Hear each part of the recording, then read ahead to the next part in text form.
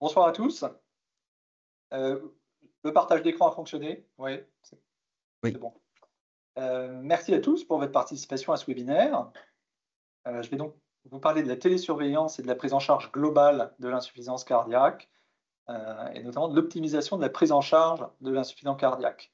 Alors, il ne s'agit pas ici de réexpliciter le traitement de l'insuffisance cardiaque, mais plutôt de vous expliquer comment on a choisi de fonctionner à l'Institut du Cœur, Saint-Gatien, pour le suivi de nos patients insuffisants cardiaques. Alors, je crois qu'il faut d'abord partir d'un constat qui est celui de l'indigence de la démographie médicale.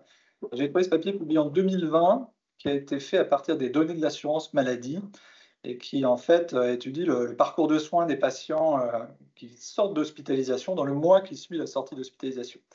Alors, vous voyez que si l'essentiel des patients vont pouvoir consulter un médecin généraliste pour 78% d'entre eux ou une infirmière, bah, une petite minorité, 21% seulement, va pouvoir voir un cardiologue.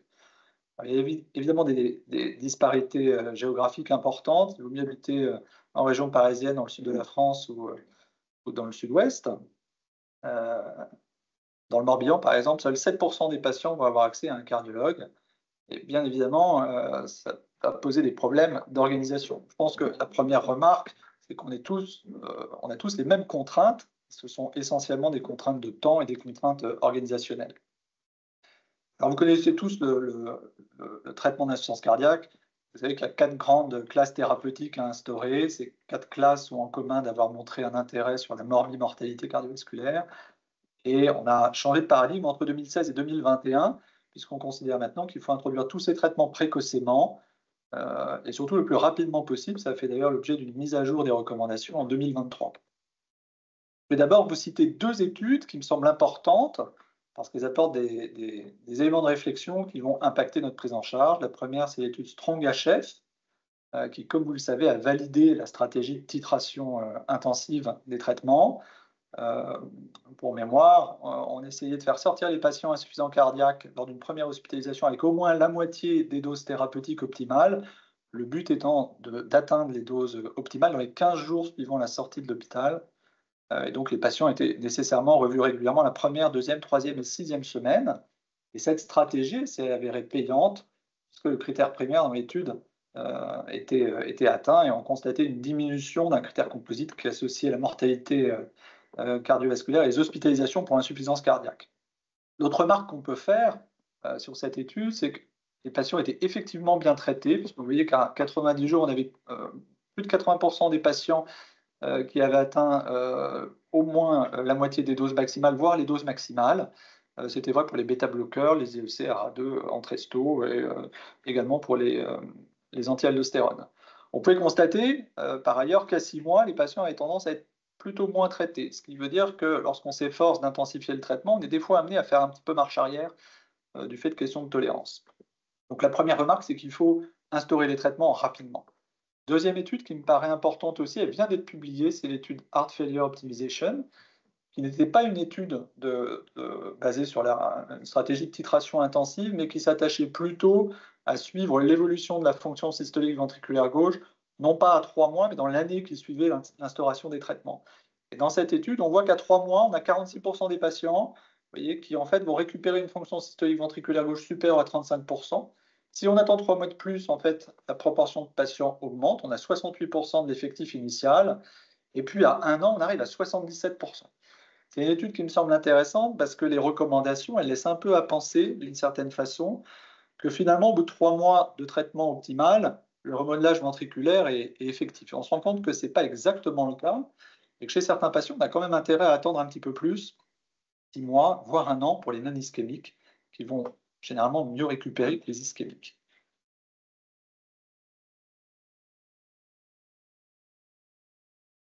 Alors, la prise en charge d'insuffisance cardiaque, elle ne se résume pas au traitement, mais vous savez qu'elle est globale.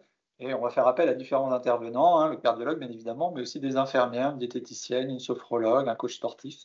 Et on va avoir à notre disposition différents leviers, les consultations, bien entendu, l'activité physique dont François va nous parler, l'éducation thérapeutique, la télésurveillance, qui est un outil qu'on utilise quotidiennement, et le Prado, auquel on a recours aussi assez facilement sur la clinique. S'agissant des consultations, je ne parlerai pas des consultations de suivi d'insuffisance cardiaque, mais des consultations de titration des traitements.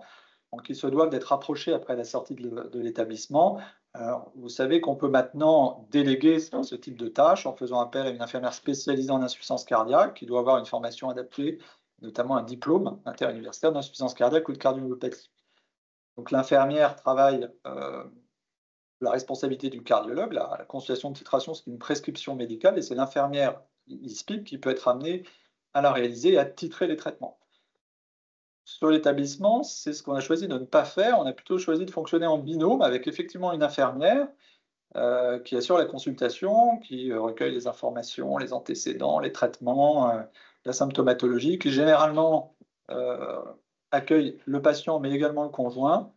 Et on a choisi de faire en sorte que le cardiologue référent intervienne systématiquement en fin de consultation pour valider la titration des traitements. Ce qui permet, je pense, au cardiologue de rester impliqué dans la prise en charge. L'éducation thérapeutique est importante également. Vous savez qu'on a démontré un effet positif sur la mortalité. C'était les données du registre mis en place par l'Observatoire de l'insuffisance cardiaque suite au programme ICARE et qui montrait qu'effectivement l'éducation thérapeutique était associée à une amélioration de la survie. Sur la clinique Saint-Gatien, l'éducation thérapeutique, elle se fait via une association, l'association éthique, qui organise des réunions qui ont lieu tous les 15 jours en ambulatoire avec 6 patients en moyenne, accompagnés des conjoints, et qui s'organisent sous forme d'ateliers où vont intervenir une infirmière, une diététicienne, un kinésithérapeute, une sophrologue, un coach sportif et évidemment le cardiologue. Le maître mot de ces séances d'éducation thérapeutique, c'est que ça doit rester très pratique. La diététicienne, par exemple, ne va pas se contenter d'expliquer le régime des sodés, mais elle va donner des exemples de menus variés, adaptés aux patients. L'autre partie importante, c'est que le patient doit être au maximum impliqué en axant la prise en charge sur l'éducation, sur le bien-être et la qualité de vie. La télésurveillance, je vous le disais, c'est un outil qu'on utilise quotidiennement sur la clinique Saint-Gatien. Vous savez que la télésurveillance est maintenant rémunérée en droit commun suite à une évaluation qui a été faite à travers le programme ETAP et qu'elle est réservée aux patients qui ont été hospitalisés au cours des 12 derniers mois pour une décompensation cardiaque ou aux patients en classe 2, mais avec des marqueurs biologiques augmentés, avec notamment un NT-proBNP supérieur à 1000. Alors, vous savez que schématiquement, on a 2 grands types de télésurveillance. La télésurveillance invasive, et je pense notamment aux capteurs d'impédance transthoracique sur les prothèses CRM, et la télésurveillance non invasive, qui est celle qu'on utilise. Je crois que la question n'est plus vraiment de savoir s'il faut utiliser la télésurveillance ou pas, mais plutôt quel type de dispositif on peut utiliser. On a choisi dans notre centre d'utiliser un dispositif qui s'appelle le Toucan pour plusieurs raisons. Première raison, c'est que c'est un dispositif qui est un peu plus simple. On remet au patient une balance connectée ainsi qu'un oxymètre. On va demander au patient tous les matins de relever ses constantes, c'est-à-dire sa saturation en oxygène, la fréquence cardiaque et de se peser.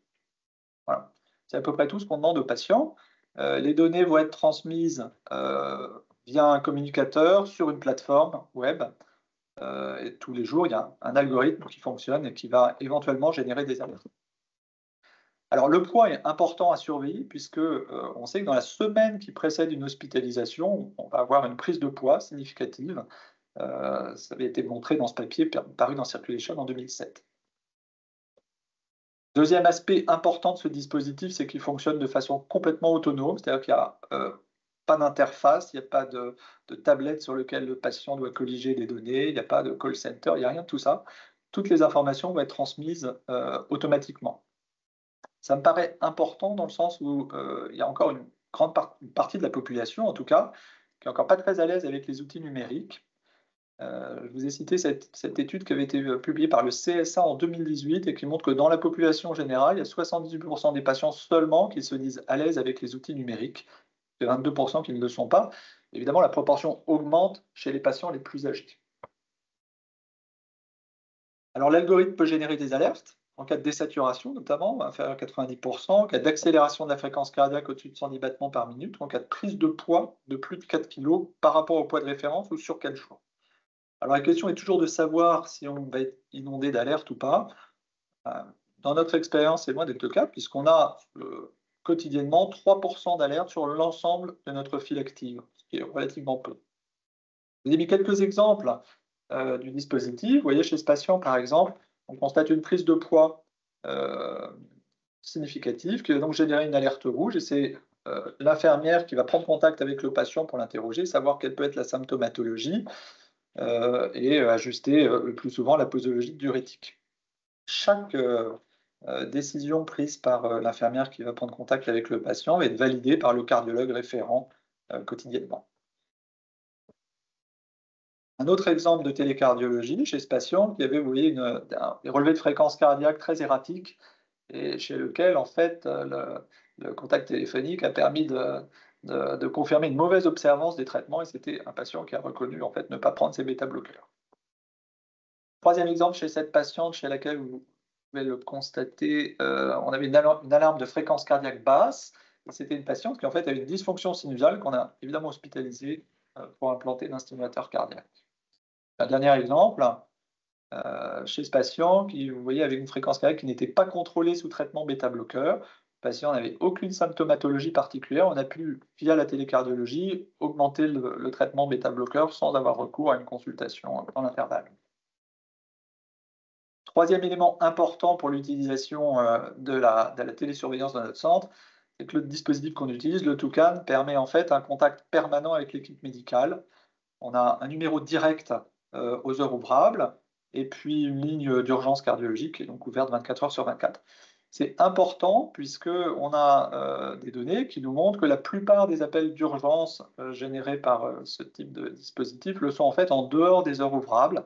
Ça avait été montré dans cette publication en 2021 qui reprenait en fait la cohorte de TIMACHEF et de TIMACHEF2. TIMACHEF2, c'était cette étude qui avait montré un bénéfice clinique de la télésurveillance avec une diminution du nombre de jours d'hospitalisation non programmés de 7 jours donc, par rapport aux patients qui ne bénéficiaient pas de la télésurveillance. Donc, pour que le système soit efficient, il faut non seulement que les données soient transmises, mais il faut surtout qu'il y ait une réponse médicale possible, et c'est ce que permet le dispositif qu'on utilise. Ce papier vient d'être publié et reprend en fait une partie de notre cohorte sur 2020 et 2021. Vous voyez que l'algorithme est très sensible. On n'a pas raté de décompensation cardiaque grâce au dispositif. Et puis par ailleurs, la spécificité est très bonne. Alors 2020-2021, je vous rappelle, c'était le Covid. On a eu un diagnostic de Covid simplement sur une fausse alerte. Et puis le reste étant quelques erreurs de mesure. Vous voyez que le plus souvent, dans 56% des cas, en fait, on arrive à résoudre le problème avec un simple appel téléphonique. Donc finalement, le temps qu'on va prendre à gérer les alertes sur la télécardiologie, ce temps-là est, je pense, contrebalancé par des consultations en moins et surtout moins de patients aux urgences cardiologiques. Et puis dernière chose, dernier élément auquel on fait appel systématiquement, c'est le PRADO. Les patients qui quittent le service après une décompensation cardiaque avec la télésurveillance, en fait, vont être accompagnés par le PRADO, qui est donc le programme qui est développé par l'assurance maladie, qui permet d'accompagner le retour à domicile des patients et qui organise en fait les soins dans les 6 mois qui suivent la sortie, avec le passage d'une infirmière toutes les semaines pendant les 2 premiers mois, puis tous les 15 jours, la consultation avec le cardiologue et ça avec le médecin traitant dans la première semaine et à 2 mois. Alors reste à savoir si cette prise en charge elle est efficiente ou pas. Il y a 2 indicateurs qui me semblent pertinents. Le premier, c'est les réhospitalisations après une première décompensation cardiaque. Alors, on n'a pas de chiffre officiel, mais les contacts qu'on a pu avoir avec l'assurance maladie sont plutôt encourageants. Il semblerait qu'on ait quand même moins d'hospitalisation, de réhospitalisation plutôt, que par rapport à, enfin, on va dire que la moyenne nationale. L'autre élément important, c'est le taux d'implantation de défibrillateurs. Vous savez que le taux d'implantation de défibrillateurs est conditionné par la fraction d'éjection. Si on reprend notre cohorte entre 2020 et 2024, on a un taux d'implantation de défibrillateurs après l'AFV. C'est une étude, les données nous ont été communiquées par Zoll. C'était des patients qui étaient implantés appareillés d'une AFV, j'ai oublié de vous le préciser. Le taux de défibrillateur à 3 mois était de 30%, quand la moyenne nationale est plus de l'ordre de 49-50%. Voilà ce que je voulais vous dire sur l'organisation de la prise en charge de l'insuffisance cardiaque sur notre clinique, sur notre établissement. En conclusion, on a beaucoup de leviers à notre disposition. Le tout maintenant est de savoir s'organiser, de savoir s'adapter aux nouveaux outils, en particulier à la télésurveillance, savoir s'entourer, de savoir être inventif. Ça sans doute beaucoup de choses à développer encore. Alors, je pense en particulier à l'hospitalisation de jour, Et puis dernière chose, c'est savoir déléguer, mais tout en essayant de faire en sorte que le cardiologue reste maître du jeu et reste au centre de la prise en charge.